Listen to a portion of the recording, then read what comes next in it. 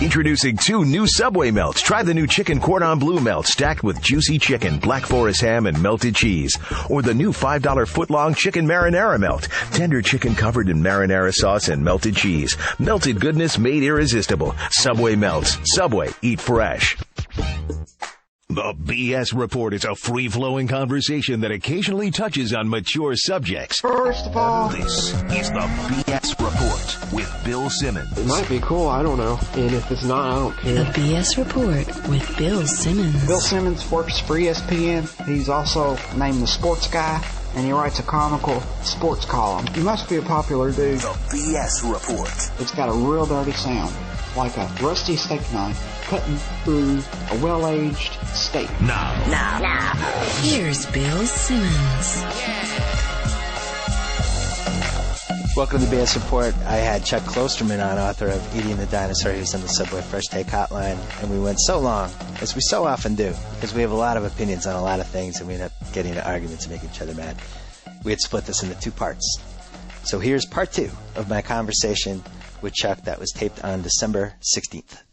The MTV generation, and when MTV started in the video era and all that, the bands that were like in the 5-year stretch that peaked like right before MTV came out and kind of missed that wave of becoming popular on video. Mm-hmm. It's a little like the shooters that were great shooters right before the 3-point line. Exactly. Yeah. Like Rick Barry, if he had a 3-point line his whole career, his career's different than it was pre-3-point line. There's guys like that, or Dave the Busher. And so what bands do you think from, I'm going to say, 76 to 81 have a totally different career if they come along 5 years later? Well, okay, this is kind of a complex answer, but something very specific happened to those bands at the end of the 70s, which is that there was a new sort of thinking in FM radio. The thinking in FM radio became, the main thing we want is people not to change the station, because we're making so much money with ads now. We really see a lot of money can be made with commercial advertising. The key is sort of to keep somebody feeling like they're hearing one long song. And that really ushered in this period of faceless rock bands like Foreigner or Speedwagon, Styx. These bands would put, like Boston would put a spaceship on the cover of the record. You couldn't even see the band. Foreigner put the number 4 on a record, just the number 4, And they were all these records recorded in exactly the same way, and the songwriting was very similar. And the idea was basically to create one sound, which was like late 70s FM radio sound. And as a consequence, radio was really successful, and those bands sold many, many records because people were buying them almost interchangeably. So then when MTV became a real big element, they were not really well positioned to be visual bands. And they'd also put a lot of emphasis on the virtuosity and musicality of their performance, which is why when you see if you see an early Journey video, or like you see an early REO Speedwagon video, they make a big point in it having a few scenes where you see them playing their instruments.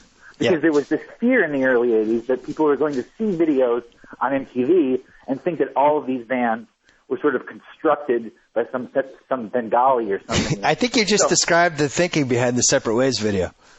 Well, that's a great example of it, where they're almost trying to make a point that, see, we're playing imaginary keyboards here. Yeah. But if there was a keyboard here, we would be playing it. Yeah. Well, that is just about the greatest answer I think you've ever given on this podcast. I think you're totally right. I agree 100%, and I have nothing to add. We have to do this, because this is one of the reasons I brought you on. So Rolling Stone, they come out, it's the end of the decade. Okay. They come out with the decade of music, which is one of those things that you never think about until the end of the decade, and then you're like, all right, wait a second. What happened this decade? Where did we start and where did we end up, and what were the forces and all that stuff? And so, it's Rolling Stone. I actually really like Rolling Stone. I always get one or two things, but musically they can tend to skew a little bit older, and Jan Wenner, you never know how much influence he has in the rankings. And I open it up. He has a ton of influence. He doesn't know anything. So that's why their rankings are useless. Well, He's completely sycophantic. He puts Bruce Springsteen at 15 and 24. You think the Bruce Springsteen record Magic was the 24th best record that came out last decade? That's insane. He put the 2009 U2 album also made it, but we'll get to that. But so I opened this up. It's not terrible. It's not the 13th best record, but I mean, at least it was competitive when it came out. You know, the 2000 U2 album was 13th. I was okay with that. But anyway, so I open this up and I'm like, they're going to screw over the Strokes. I'm going to get really mad. These things make me mad. I don't know why. I wish I didn't get mad. I wish this didn't make me want to call 3 of my friends and argue about this immediately. But the Strokes are going to get the shaft here because this is Rolling Stone and Jan Wenner made the rankings and every U2 album will be in the top 10. And much to my surprise, the Strokes were second. Well, the top of that Rolling Stone list wasn't bad. I think the 2 game-changing records of the decade, if you had to put like which records had the sort of the most impact, it would be the College Dropout and Kid A. And I think Kid A was 1 and Kanye was 10. The Strokes were 2. I actually would have put the Strokes 1 because I just think that if somebody makes a movie about, say, what life in America was like post 9/11 or pre 9/11 on either side of that equation, the music you would use is the Strokes if you were doing it in the future. I mean, to me, that's what the sound of those records. You know, that record was supposed to come out, I believe, on September 18th. I think it was the Tuesday after September 11th. Yep. And I remember even at the time thinking, like, oh, I wonder if this is because I had like you have the U.S. version of the Strokes record or the British version. I have no idea. What's on the cover of the CD? Does it have the song New York City Cops on it? The cover of the CD went about 8 years ago when I moved to albums for all my CDs. Well, go ahead. On the British version of that record, there's a song called New York City Cops. It might be the strongest song on that record. And that, of course, was removed when it came out on following 9/11 because you couldn't make jokes about cops or whatever. But I don't have that record. I have the American then. Yeah. The guy, the publicist for the Strokes, I can't remember what his name was. He did a really smart thing. It's like the first time and the last time this has ever worked. Long before that record came out, he sent cassettes of the Strokes material to like every rock critic around and said, hey, I don't usually do this, but I think these guys might be okay. I'm just not sure. You don't got to write about this. Just tell me what you think of this. So they all listened to these early Strokes songs, and everybody was like, these guys are great, and they seemed really New York, and they seemed sort of, it was during this period like when, I don't know, like the cocaine climate had changed in New York, so cocaine was suddenly a really kind of normative thing, and people were dressing in this way that was Strokes-like, and you would talk to people about having Strokes hair. You saw a lot of guys with Strokes hair, and it just seemed like that music and that sort of style and posture really kind of defined the early part of that decade in a way that no other music did later. Yeah, and as I emailed you, for me, I remember getting that album and being in my car and listening to it for the first time. And it was, as you said, I don't think I got it the week after 9/11, but it was within a couple weeks. And it was just like, it was coming out of this like 3-4 year abyss of bad music, where music was just sucked. I hated it. And I know my tastes are specific and not everybody has the same musical taste, but what was happening in the kind of music that I had liked and that, I loved in college and after college, it was just gone. And it was this Limp Bizkit and Britney and just was awful. And then I heard this album and I was like, oh my God, like here it comes. And then the White Stripes also, and then all of a sudden things were good again. White Stripes had predated them a little bit, but they did Elephant around the same time. Yeah, but then, for them, it was the 2003. That was, I thought that was their masterpiece.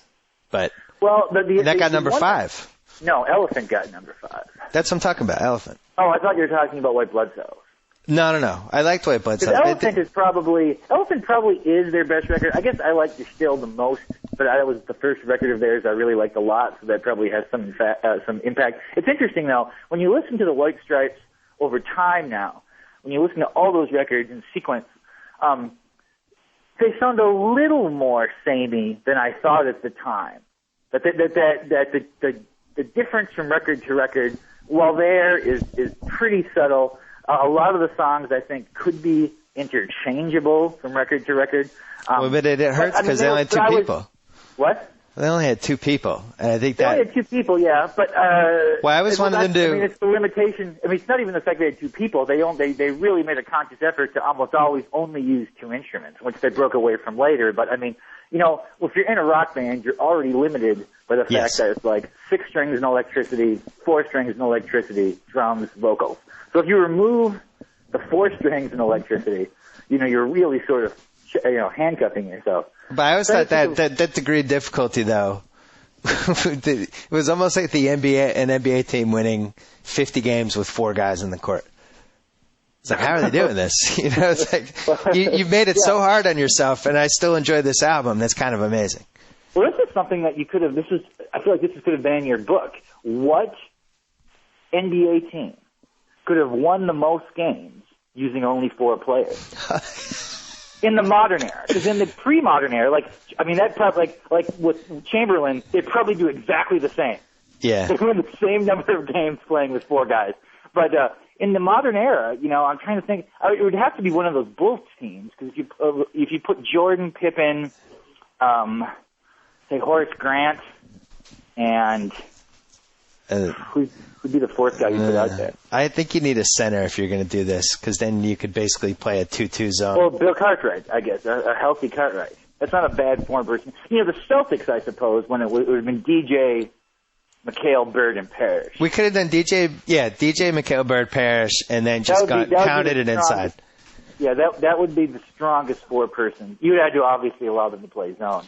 Yeah, you'd have to play a 2-2 zone, and you'd have to have a shot blocker. That's why I was thinking maybe the 2001 Lakers, because Kobe and Shaq obviously could handle it offensively, and then you give them Robert Horry and, I don't know, Brian Shaw or somebody to bring the ball up. But that's pretty interesting, though. I like the degree of difficulty. Or what baseball team could have won with 8 players?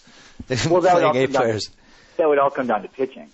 Yes. I mean, with baseball, it's like, what team could have won the most games with 3 players?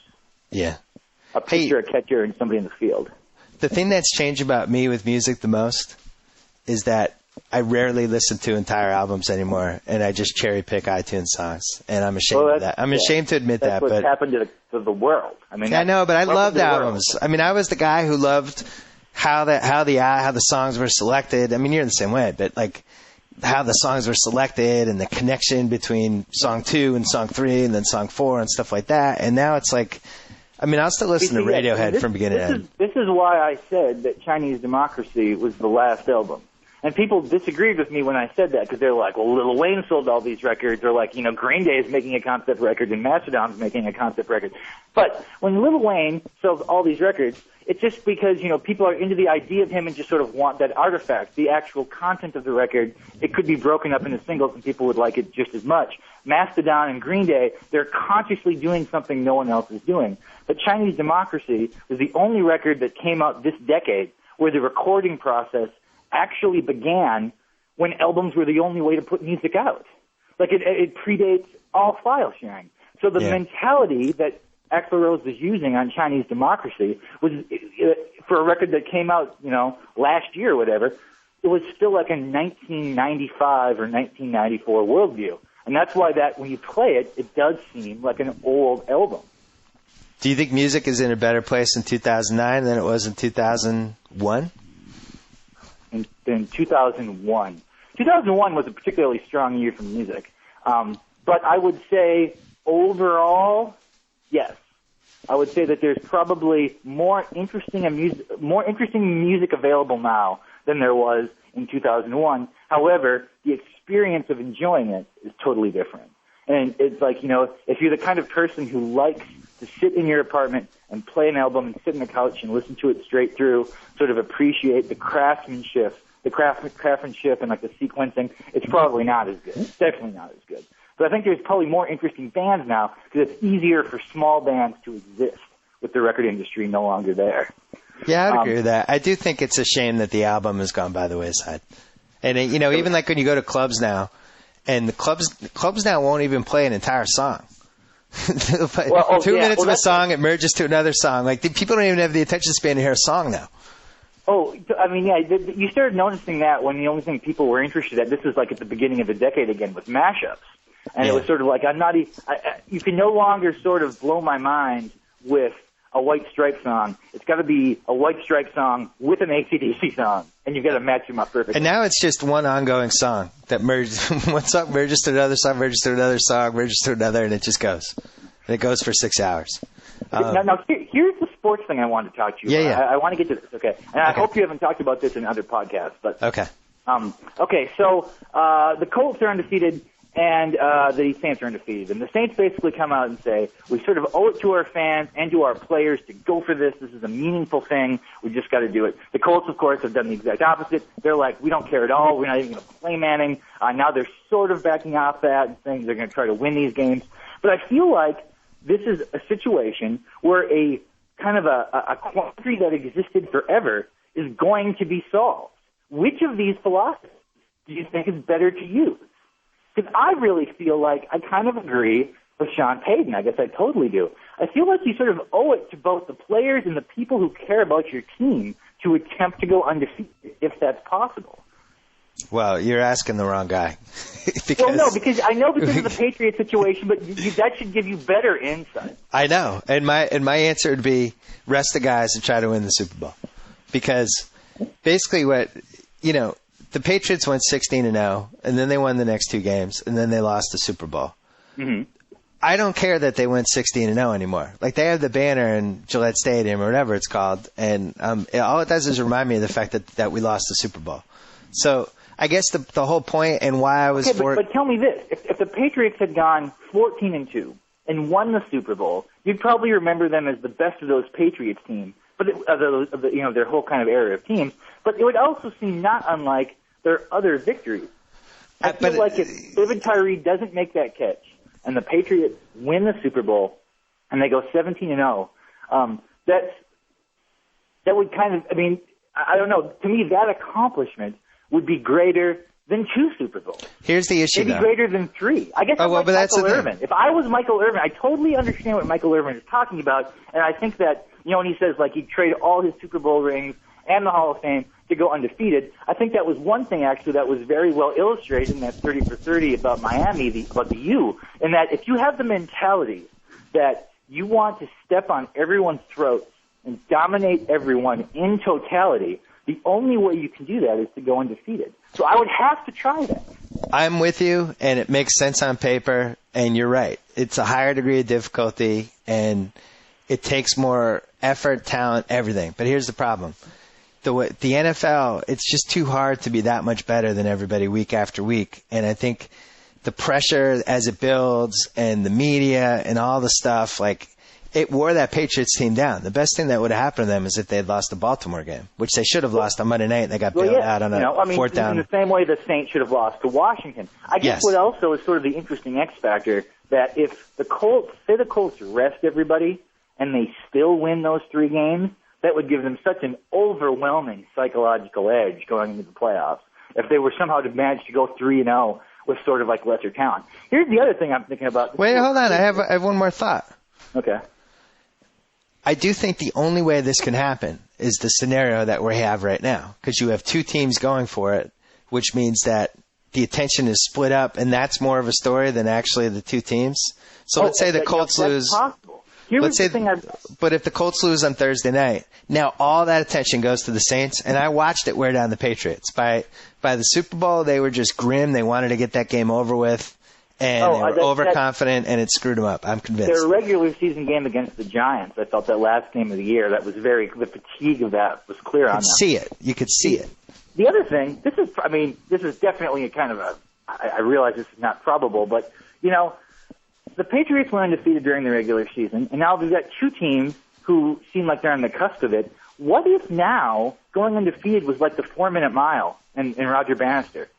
What if all of a sudden this starts happening, not all the time, but consistently?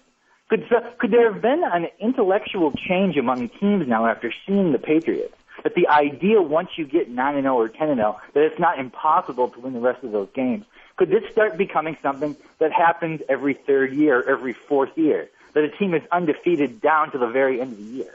But couldn't you argue that that's already happening, though?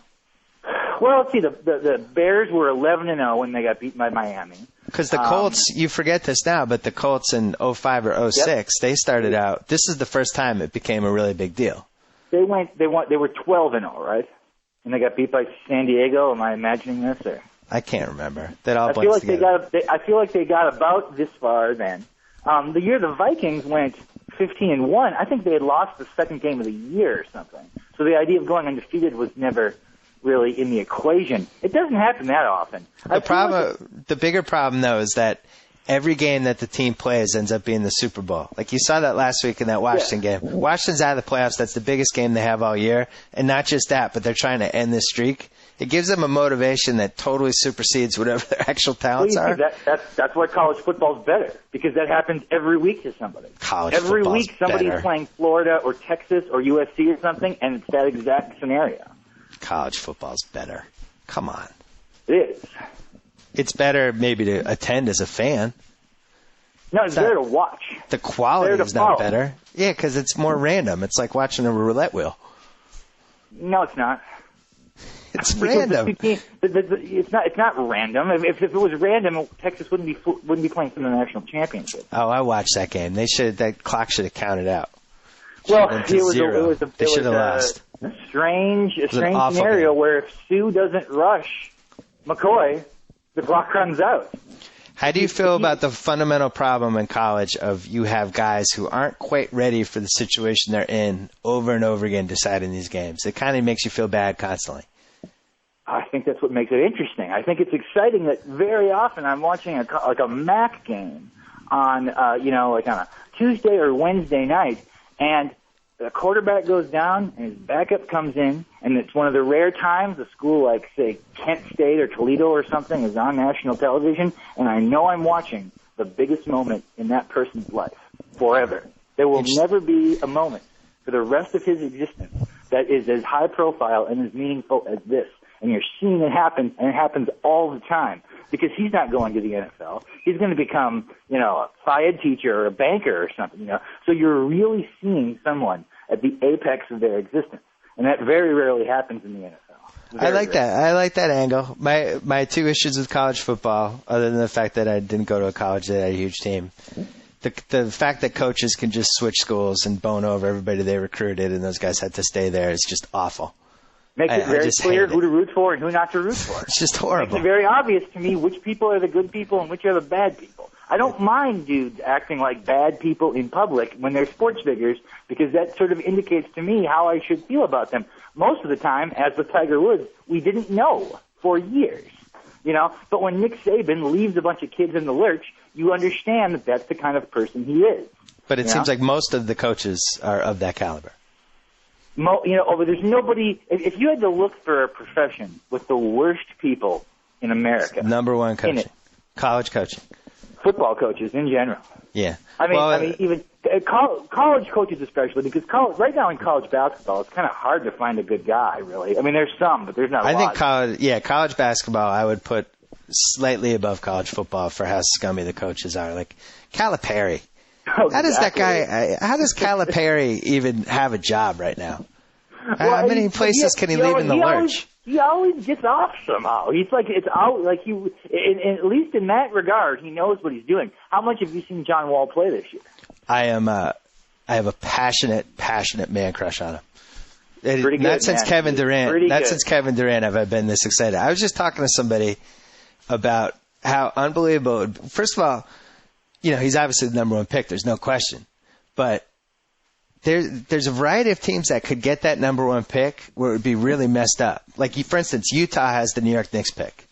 If they got John Wall, or if they got the first pick, they would have to trade Darren Williams. John Wall is going to be better than Darren Williams. They would be insane to try to play them both. You're really tough on Darren Williams. I've never understood why you're so tough on him. I'm not. Listen, he's a fine player. You compare him to Chris Paul, and I never know why. Just because they happen to be the same age and play the same position, he's a pretty good player. He's a very good player. John Wall is on potentially the Dwayne Wade and above level.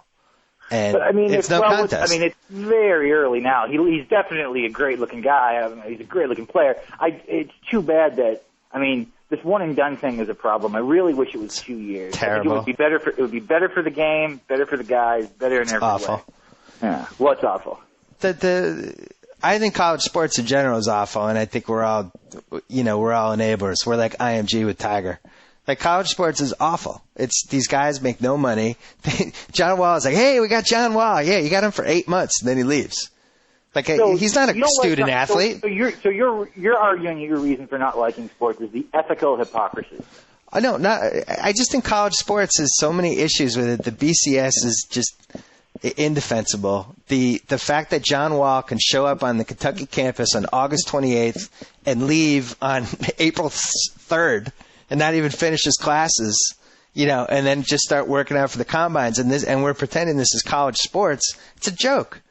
But what are we pretending? I mean, what are we pretending? That's my whole point. Exactly. I'm not pretending anything. Just pay the players. When I watch John Wall play, I'm not sort of thinking to myself, I really like him, and I'm really happy he's getting an A in sociology. I mean, I don't think people look like that. It's just that these colleges have become these institutions that offer many things. They offer education to people who want an education, and they offer sports entertainment for people who are interested in sports entertainment. And it's a way to raise revenue so that they can give scholarships to some kid who's just a really good leader and does very well in civics, and maybe he gets high on the SAT, so now he can go to Tennessee or Kentucky or whatever. So I look at college sports. It doesn't really bother me. I mean, sure, I like it when Stanford does well. And when, Toby Gerhardt's got like a 3.3 GPA or whatever on this very difficult double major, that makes me like him more. It makes me maybe root for Stanford slightly more, but that's not why I'm watching it. I'm not watching it because I have a vested interest in the meaning of... But the whole point is, competitively, schools that are willing to either bend the rules or take somebody that is only going to be there for 8 months, or, recruit a certain type of guy. Like, Charlie Weiss gets fired from Notre Dame, and I'm not saying he was a good coach or a bad coach. He probably was a bad one, but he had specific types of players that he was allowed to recruit, and that's it. And he's playing against other schools that don't have those same things. It just seems weird. It seems wrong to me. So when you're watching, say, Notre Dame play against a school who doesn't have those limitations, let's say Florida. Okay, exactly. Okay. Although, I don't know what the situation like Florida is now, but I would agree with you. Okay, so you're watching Notre Dame play Florida. One school basically is limiting the kind of kids that they recruit, and they're limiting to can they perform at the academic level as most of the other students. The other school is only looking for athletes. Okay, doesn't that add one more layer of interest to the game to you? To me, that's a much better reason for rooting for Notre Dame than your reason for rooting for the Patriots to beat the Jets. The Patriots are just a bunch of guys who aren't from New England, who are there now, pay taxes there now, and have been adopted by your city. You're a sports atheist, though. Of course you're going to say that. Well, yeah, I think I have total legitimate reasons. First of all, why are all the schools that cheat? Why can't we put them all in the same conference? Call it the cheating conference, whatever. Like, why does John Calipari get to be in the same conference with guys who are actually doing things the right way and don't have World Wide West funneling players to them? Because why is the world unfair? How come people who cheat on their taxes and people who don't pay or who do pay their taxes, why for the most part are they in the same world? Why do some people succeed by not working and some people work very hard and still fail? I mean, that's a reflection of reality. That wasn't your best counter-argument. What do you mean? Your better counter-argument would have been, well, why do you watch baseball? Because I would have had no response.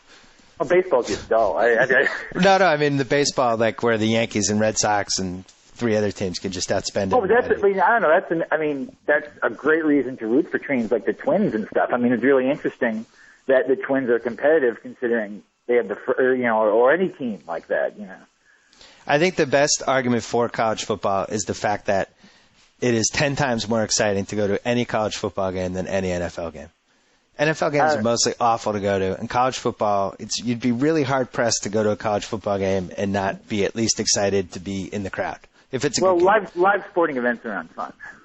I like televised sporting events. I like televised sporting events. Much more than live events. Much more. But I think college football is the one sport where it's still really fun to go to a college football game. Oh, I'm sure it is. Yeah. For people who like that. Yeah. Well, in New York, you don't really have the option. What college football game could you go to? The college football team here, I guess when Rutgers is good, people care about Rutgers. But really, Penn State is sort of the home team here, it seems like. I mean, when I read the Times college, the sports section on Sunday, it seems like a Penn State game probably usually gets the best play. Well, you're not talking me into college football. So. But you don't even watch it, right? I mean, even though. No, I do. I've watched I'm proud of myself. I've watched 12 I even watched the Army-Navy game. I've watched probably 14. The Army-Navy game was a fun game to watch. The offense I like the Army-Navy game. so much more interesting. It's so much, I mean, there's such a sameness to NFL. I mean, I love NFL football, obviously, but I mean, it's just, if I had to give up the ability to watch football on Sunday or the ability to give up watching football on Saturday, it's a very easy choice for me. But I've told you my whole thing. I like watching the best at anything. And this is why I like watching the Olympics. This is why I watch the Premier League over the MLS. This is why I watch NFL over college football. I like seeing the best at whatever they're doing. That's what I enjoy. Well, I mean, that's actually not a terrible argument. Oh, thank you. Thank you for the backhanded compliment. I mean, I was watching that Nebraska-Texas game, and my reaction the whole time was, these guys are awful. I thought Colt McCoy was supposed to be good. What's going on with him? It seemed like two teams that couldn't get out of each other's way for the most part for 4 quarters. And then somebody kicked the game-winning field goal, and everybody's... Well, and, I guess I shouldn't say the NFL is not entertaining. An interesting thing has really happened, though. They've changed, like all those rule changes they've made over time, the pass blocking rules, the interference rules. They've now created this huge chasm where basically there's 4 or 5 quarterbacks who are unstoppable, and then there are 4 or 5 quarterbacks at the bottom of the league who seemingly can't complete a downfield pass. Right. And I don't know how they could possibly remedy this problem. I mean, when you watch, Manning, Brady, Drew Brees, Kurt Warner when he's playing well, it almost seems unfair that the rules are so slanted toward the offense when those are the guys throwing the ball. But then I'll watch, even some mid-level quarterback like Jason Campbell or something. Yeah. And it will just seem like, how is this? It seems unfair again, You left out the Bill Polian rule, which was that after the Pats throttled the Colts in I forget, it was the AFC Championship game around 2 in Foxborough, the 20-3 game, and the Colts complained that the Pats were too physical and they were knocking their receivers, and so they relaxed all those rules, and now you can't really do anything to receivers at the line. So it's become between not being able to hit the quarterbacks the same way, not being able to punish the receivers going over the middle, and then the amount of leeway the receivers get anyway.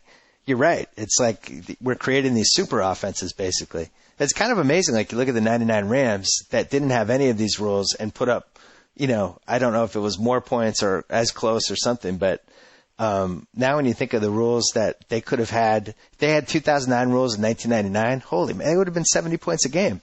Yeah, well, I really think all of these changes, they still principally go back to letting the offensive linemen extend their arms in their pass blocking and the 5-yard chuck rule. I think it took probably 15 years for coaches at the collegiate and particularly the high school level to sort of think, passing is a better philosophy than running. And now you're seeing sort of the manifestation of that, of these guys who really were, basically came up as youth football players in the 80s. Used to the idea, because when you're, back in the 60s and 70s, if you were in a junior high football team or a Pop Warner football team, you just didn't pass. Passing was something you only did in a desperation situation, unless you had, even if you had an outstanding quarterback, coaches didn't think a little kid could run outfield and catch a ball 18 yards downfield. And now when you watch a high school game, I don't know, do you ever watch those ESPNU high school games? Not only have I watched those, but the LA football is surprisingly good. So is the LA basketball. Great. They have those on here, and I'll always end up watching. California and Florida games are great, and you really see how the philosophy of things have changed. It's weird that high school teams pretty much now never had the quarterback under center, ever. Why would you? That's actually true. Why would you? What is the benefit? But nobody thought that way for 50 years or 60 years. Yeah. It's definitely changing. And I don't know where it's going, because eventually when all this concussion stuff shakes out and they really determine how much damage is going to happen and all that stuff, I don't know what happens to football. Well, where it was going, the sad thing that happened is when the Patriots were stopped on 4th and 2 against the Colts. Because if they succeed there, you would have seen the widespread adoption of, there's this high school coach in Arkansas who never punts. Oh, yeah. I read about that. And he's a mathematician, essentially. And mathematically he has come to pretty rock-solid conclusion that what you gain from punting is not what you could gain from getting a first down. And I think if the Patriots succeed there, then Belichick, instead of all of these guys throwing, garbage cans at him or whatever, the idea is, see, he really is a genius. And that would become sort of the normative way to play. And how much more entertaining would football be if teams almost always went for it on fourth down? It would improve the games immensely. Well, we have 20 solid years of video game evidence that proves that it was much more fun. Exactly, I do, and all the directions that football have gone were sort of, its origin seemed to be the way kids played video games in the 80s and 90s. You used a shotgun every play. You never punted. If you have one guy who's hot, you go to him over and over and over again, All right, we got to wrap it up. Eating the Dinosaur, available in bookstores everywhere, and a nice little Christmas gift. Not heavy like my book. Just kind of slide. You can almost slide into the stocking. My book, it's like... Yeah, mine does not stop bullets. My book is like a pain in the butt. My book would not stop a crossbow. My book is like a pain in the butt to carry to a Christmas party. Your book, you just slide right in the stocking. Please come on next month. Okay. All right. Talk to you soon. So I get to sign off. Whoa. Thank you for downloading the BS Report with Bill Simmons. Too much fun. Check out more podcasts at the iTunes Music Store or at Podcenter at ESPNradio.com. Peace out. This concludes another installment of the BS Report. And with all the talk about sports, Bill Simmons neglected to mention this important news, which frankly cannot go unstated. Whether tailgating, watching the game with friends, or just really hungry, attack your hunger with Subway Catering. Pile-high platters starting at $25. Giant subs, cookies, drinks, and more. So find a reason to party. Put Subway Catering in charge and get busy feasting. Subway. Cater fresh.